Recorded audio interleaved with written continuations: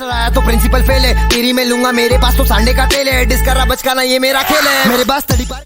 Hello guys, तो कैसे हैं आप सब। सबसे पहले तो आप सभी को नमस्कार, आदाब, सत श्री अकाल एंड वेलकम करता हूं आप सभी का व्यूज़ ऑफ यू पे, जहां के आपके व्यूज़ बनेंगे हमारे न्यूज़ और इस न्यूज़ से रूबरू होंगे आप सभी। सो गाइस, आज है 7 नवंबर 2021 और 7 नवंबर 2021 तक के जितने भी करेंट इकोनॉमिक अफेयर्स और बिजनेस अफेयर्स हैं उसके बारे में हम लोग इस वीडियो में डिस्कस करेंगे। So guys, let's move it on. तो जो सबसे पहला अपडेट निकल के आता है हमारे इकोनॉमी के रिगार्डिंग, वो ये है कि जो एसबीआई के चीफ है, एसबीआई के जो चीफ है या जो एसबीआई के चेयरपर्सन हैं दिनेश कुमार खारा, इनका एक स्टेटमेंट आया है जिसमें उन्होंने कहा है कि इंडिया जो है वो ग्रोथ के अगले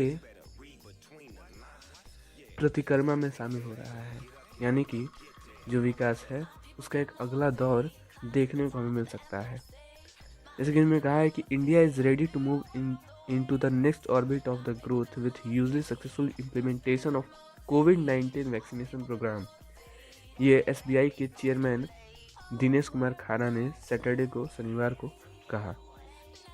The kind of vaccine drive the country has been makes all the Indian proud, especially because the domestically produced vaccine is being used in a big way, Khara said at the India Pavilion at Expo 2020 Dubai में। इन्होंने ये statement दिया है जिसमें इन्होंने कहा है कि कोई भी चीज़ अगर डोमेस्टिकली प्रोड्यूस होता है तो आप भी जानते हैं कि उस देश की जीडीपी बढ़ती है, और देश की जीडीपी बढ़ेगी तो ग्रोथ उस देश का ऑटोमेटिकली बढ़ता है।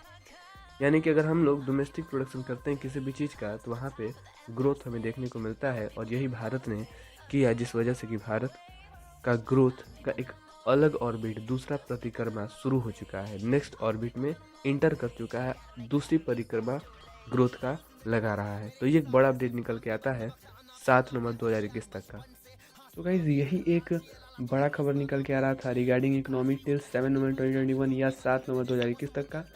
अब हम बात करते हैं बिजनेस अफेयर्स के बारे में टिल 7 नवंबर 2021 या 7 नवंबर 2021 तक का। वो ये है कि इलॉन मस्क ने अपने 21 बिलियन डॉलर के जो स्टॉक्स हैं उनको भाग्य पर छोड़ दिया है, और ऐसा उन्होंने ट्विटर पोल में अपने एक स्टेटमेंट में कहा भी है कि वो, क्योंकि उनको मैसिव टैक्स पे करना है इस ईयर, तो इन्होंने अपने लार्ज नंबर ऑफ स्टॉक को बेचने का निर्णय ले लिया है। ठीक है, यानी कि 10% यानी कि 90% अब बच जाएंगे इनके पास शेयर्स। ठीक है, कितना इनका टेस्ला में शेयर, ऐसे सोचते हो कि टेस्ला कंपनी को चला रहे हैं, नहीं भाई ऐसा कुछ नहीं है। इनका शेयर टेस्ला कंपनी में ज़्यादा है, कितना है तो 170.5 बिलियन है।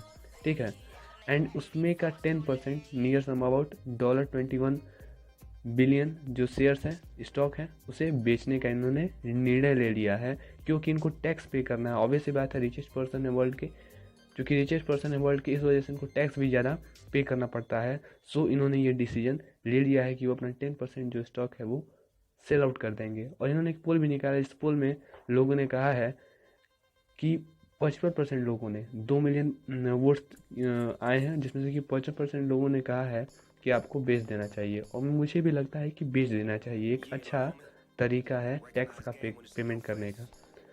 जल्द उनको पैसा, उसका रिटर्न उनको मिल भी जाएगा। ठीक है, तो इस वजह से उन्होंने ये डिसीजन लिया है रिगार्डिंग पेइंग टैक्स। तो ये एक बड़ा खबर निकल के आता है बिजनेस अफेयर्स की रिगार्डिंग टिल 7 नवंबर 2021 या 7 नवंबर 2021 तक का। सो गाइस, ये जो है दो इम्पोर्टेंट अपडेट निकल के आ रहे हैं करंट इकोनॉमिक अफेयर्स के रिगार्डिंग और बिजनेस अफेयर्स के रिगार्डिंग। सो गाइस, तब तक के लिए आप सभी को व्यूज ऑफ यू की तरफ से बहुत सारा प्यार एंड धन्यवाद।